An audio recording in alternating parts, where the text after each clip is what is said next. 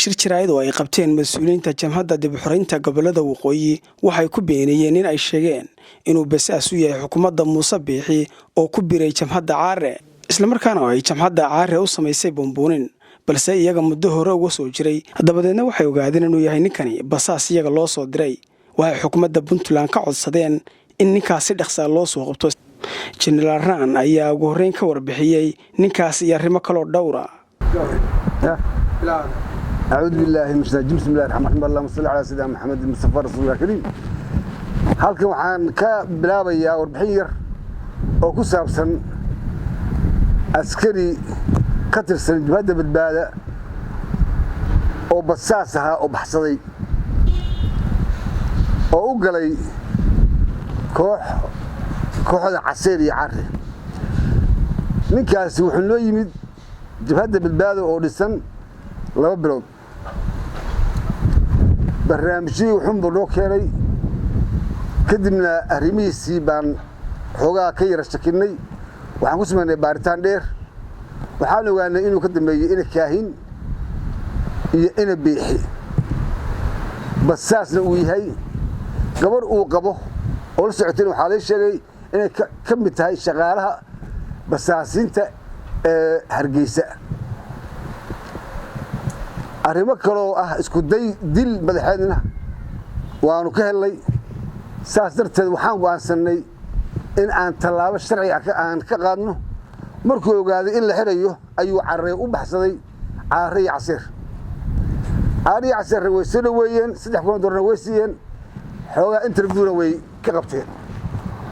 marka nin document naga qaatay maaha nin waxa naga qaatay maaha wuxuu ahaa basaas u adeegaya jabhadda jeegaanta sharcigan wuxuu ahaa in markuu u soo galo ay qabtaan oo ay xiraan ayagii waa basii maartay si biburi taasna waa meel ka dhac weeyaan waxaan dawladda Puntland ka codsanaynaa si sharaf leh oo miisaan leh in askarigaas basaaska ah iyo gabadhiisaba ay noo soo qabtaan ayaan ka codsanaynaa taasi waa halkaas tan labaad jabhaddan badbaada qaranka oo ku bixiysan wax allaale wixii dulmi lagu haysto dhan oo la dagaalamaya jeegaanta jabhadda xaraanta ciidankeeduna wuu kubcay awooddeeduna waa siyaad maanta alxamdulillah rabbil caalamiin hadafkana nin baxsaday oo tuuga iyo basaasaba nin waxba kama celinayso insha Allah waxaan rajaynaynaa in aan si degdeg ah xukuumaddan kooxda jabhadda muxuu ahaa jeegaanta aan meesha ka saarno taasna waa halkaas waxaan kaloo dadweynaha Hargeysa degan u sheegayaa ninkan jeegaanta madaxda u ah waad ka warhaystaan bishii Ramadaan 10kii ugu dambeeyay ugu kharbadnaa inuu yiri aadaanka alla joojiyo habeenkii oo la yeelay annagoo muslima aadaankan iyo koomkan ilaahay wuxuu sameeyay rasuulullaahi Mustafa Maxamed aadaankuna waa kelmadul culiya waa sandulle ninka fakaray oo soo go'aamiyay 10kii ugu dambeeyay aadaanka alla joojiyo oo laga yeelay waa mid ayaan daraa weeyaan maanta waa ogtiin kiniisadii Hargeysa ma ahan mid labaad baa la wadaa culimada way jirtaa wadaadada way jiraan waa ilaahay halga xishoodo oo ilaahay halga boqo oo ninkan daalika iska qabta taasina waa halkaas waxaan filayaa jeegaanta bariyahan dambe waxay soo samaysay xaalado fara badan iyo dhaqdhaqaaq fara badan in ay adeegsato waxa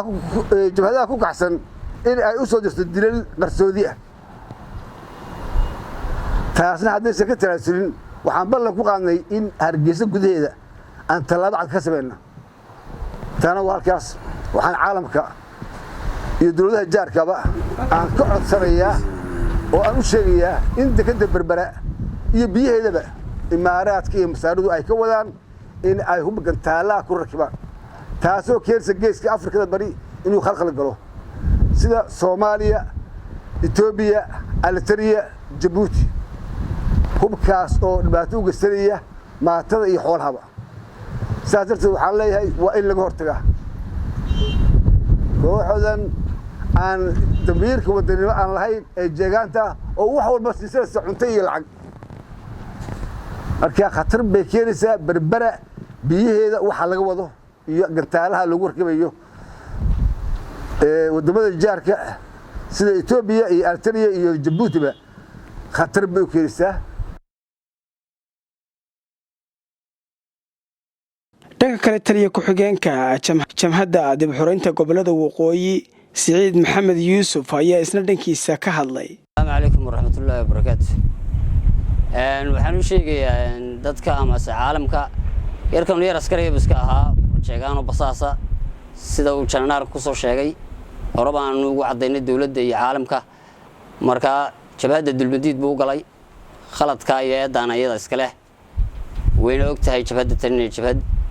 weyn tahay oo laxaad leh xoog leh waana hal askari iyo afar askari iyo shan askari iyo hal 10 nin oo ka baxaba aan u dimi karin una dimeyn aanuna sameynay